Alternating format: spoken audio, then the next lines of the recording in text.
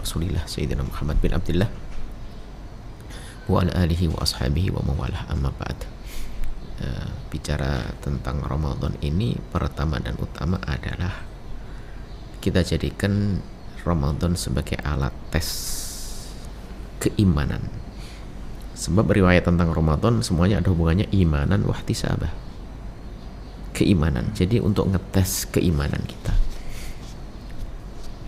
Artinya kalau kita ingin tahu keimanan kita ya saat ini,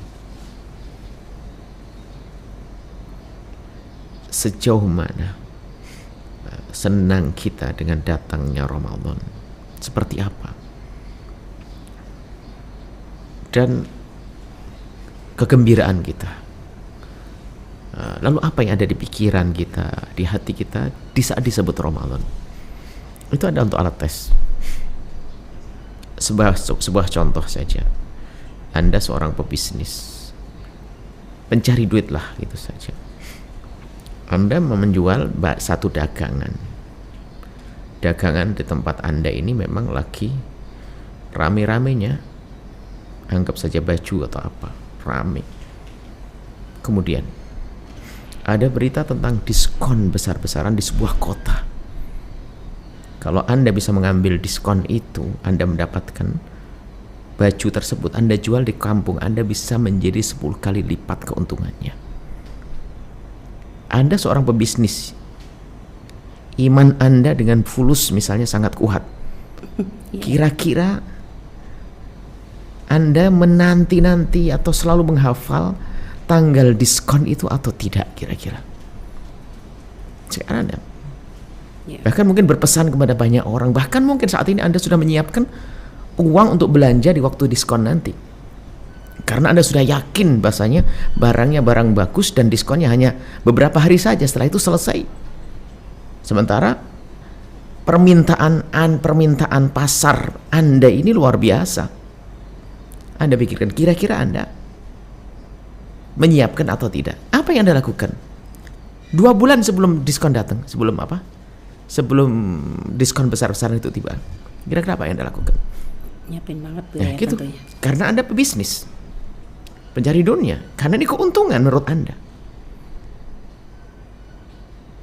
Biarpun bisa jadi di sana tiba-tiba dibatalin diskon, tapi Anda siap-siap, kan begitu. Harapan Anda besar karena apa? Anda, perhitungan Anda itu meyakinkan ini, bahwasanya baju saya buat itu baju Anda tahu di tempat tersebut adalah barangnya bagus-bagus, dan dulu pernah juga diskonnya sebelumnya pernah, dan Anda untung besar di situ. Lalu Anda mendengar berita lagi, berita diskon yang tahun atau bulan yang akan datang. Anda pasti menyiapkan semuanya. Persiapan Anda ini bagaimana bisa terjadi? Pertama apa? Anda meyakini akan adanya diskon tersebut yang pertama. Anda meyakini bahwasanya dalam perhitungan Anda menguntungkan, kan begitu? Ya. Kalau nggak ada keyakinan ini, nggak mungkin Anda. Kalau Anda misalnya, kayaknya diskon bohongan sih, nggak mungkin ada persiapan. Atau, nggak terlalu menguntungkan, nggak mungkin.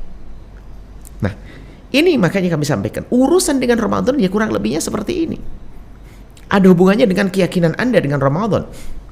Maka, Ramadan sudah pasti akan tiba. Semoga Allah memberikan kepada kita kesempatan untuk bertemu Ramadan. Amin. Artinya kemuliaan-kemuliaan Allah akan beri. Nah, sekarang tanyakan, tidak usah bicara tentang agungnya Ramadan, karena keagungan Ramadan sudah pasti jelas sebutkan Al-Quran. Oh, Masya Allah, telah berebut untuk mendapatkan kemuliaan Ramadan. Umat Nabi Muhammad dari masa ke masa. Kita adalah di akhir zaman ini. Nah, nggak usah bicara tentang agungnya Ramadan, sudah sangat jelas. Sekarang kita perlu tanya tentang diri kita sendiri. Sejauh mana kita dengan Ramadan? Sejauh mana kita dengan Ramadan? Apa yang ada di hati kita di saat disebut Ramadan? Nah, kalau ternyata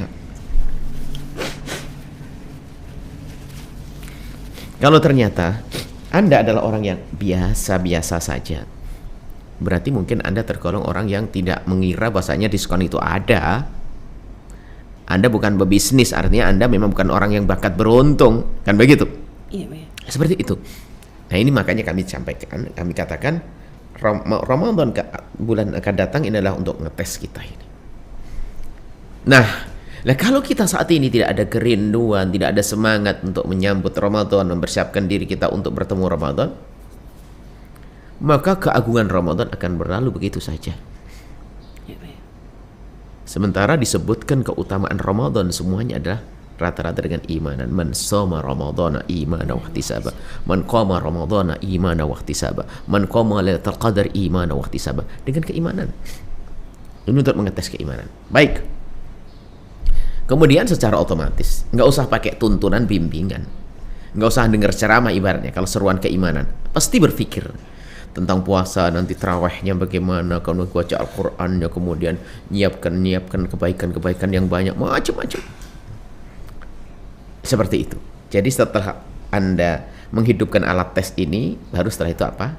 Oke, kita pastikan alat tes Anda sudah benar. Ya. Puasanya Anda ini positif sebagai orang yang bakal beruntung di bulan Ramadan. Oke. Baru setelah itu mengambil langkah berikutnya. Apa itu langkah selanjutnya? Ya membuktikan dong kalau di dalam hati Anda ada keimanan, Anda punya persiapan. Persiapan ada dua, persiapan lahir dan batin yang selalu kami sampaikan. Kalau persiapan lahir masih sederhana, yaitu nyiapkan mushaf, membuat jadwal-jadwal belajar seperti nanti kan di radio, di Q dan Al-Bahjah TV misalnya ada program, sudah Anda pasang jadwal itu dan Anda sudah singkirkan semua kesibukan. Saya pengen pesantren udara ini, saya harus ikut ini. Kan gitu. Anda sudah pastikan cuma 3 waktu saja kok sehari. Ramadan lagi, pagi, siang, sore, pagi, siang, sore. Oke. Saya pastikan saya harus ngaji situ. Mumpung Ramadan ini. Dan saya pastikan tempat duduk saya adalah bukan nyambi. Saya duduk yang manis, seolah belajar di depan televisi. Saya serius. Saya membuat catatan dan buku saya sudah punya selama 1 bulan. Oke. Ini ilmu. Menambah ilmunya. Kemudian amalnya, ini zahir loh, ini kami katakan zahir bukan batin ini. Ini zahir, masalah persiapan zahir. Kemudian ini ilmunya, Anda persiapkan ilmu, harus tambah ilmu sepanjang Ramadan. Amalnya, Anda harus punya target Al-Quran. Ya, Al-Quran berapa juz dalam sehari?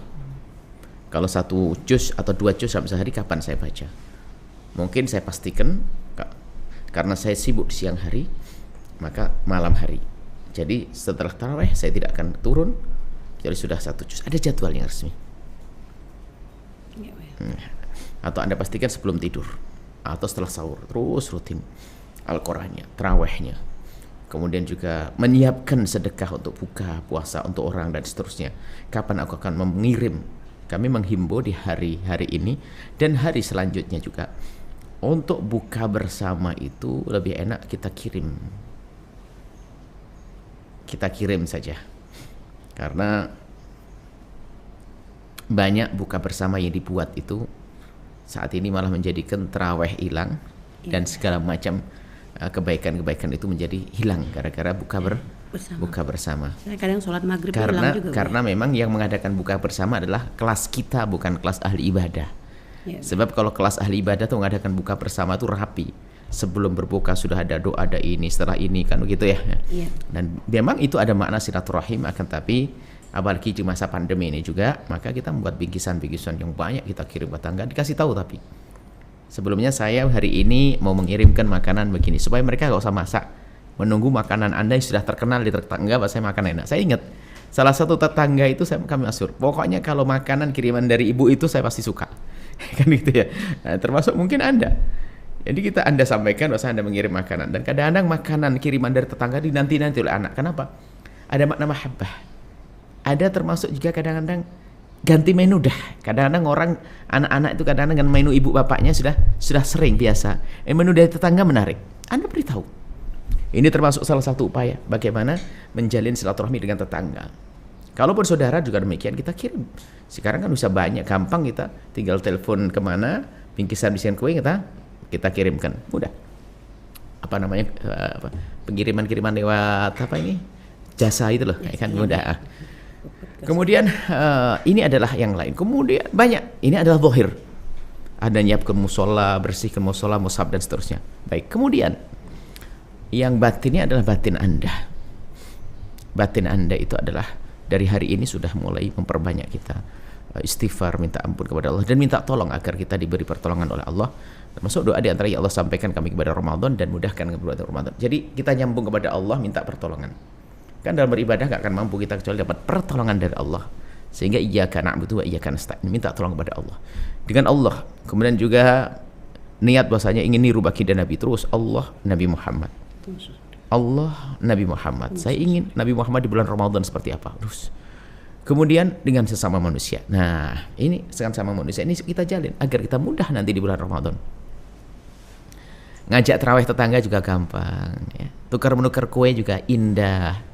Saat ini kita mulai, sehingga sebagian para orang-orang tua dulu itu menjadikan sebelum Ramadan itu adalah saat-saat mereka untuk tukar menukar makanan dalam irama silaturahmi. Kami menyebut di kampung, istilahnya apa? Megengan atau apa gitu istilahnya gitu ya? Iya, megengan kalau tidak salah tuh. Pokoknya pokoknya ada dua. Waktu menjelang hari raya ada, sebelum Ramadan. Jadi sudah membuat masakan ditukar. Jadi hari ini kirim-kiriman itu asal suasana. Jadi kita tuh enak banget. Oh, kiriman dari ini. Atau bahkan berkumpul di masjid, di musola, setiap keluarga itu membawa makanan. Membawa makanan macam-macam, ya kan? Udah dicampur di situ. Kami masih ingat betul suasana itu. Sehingga ya itu nanti dijadikan satu, yang ayamnya dipotongin, dibagi, yang bagi, dan kita duduk berjejer, anak-anak semuanya. Itu suasana Masya Allah gak bisa kami lupakan. Mungkin di sekampung dengan kami yang di Blitar sana masih ngerasakan ini. Di musola depan rumah itu, Masya Allah suasana enak. Kadang-kadang suka kepala minta, saya kepala. Nah, saya ekor, saya ceker, saya ini. Suasana indah itu. Lah ini sebetulnya apa sih itu semua yang diinginkan oleh kenapa pendahulu kita membuat begitu, toh Pak? Untuk mempertemukan hati agar kita di bulan Ramadan semakin mudah di dalam beribadah dan mengajak ibadah karena hati kita sudah bertemu. Itu saling memaafkan, hilangkan dengki, benci dan seterusnya, hilangkan dendam. Seperti itu insyaallah. Baik. Jadi untuk minta maaf jangan nunggu lebaran, Bu. Oh ya, bahkan ini saat indah, momen luar biasa ini mumpung Ramadan. Ya. Baik, Bu, terima kasih, Bu, atas nasihatnya untuk persiapan kita dalam menyambut Ramadan. Semoga para pemirsa dan sahabat semua, ya, kita semua bisa mencoba berupaya untuk bisa mengamalkannya. Jadi kalau sudah seperti ini kita sudah punya pemahaman, ya, artinya sudah ada bimbingan apa yang harus kita lakukan, kan kita bisa lebih mudah di dalam melangkah, ya. Setelah Anda menyaksikan video ini, jangan lupa berselawat kepada baginda Nabi Muhammad sallallahu alaihi wa alihi wasallam.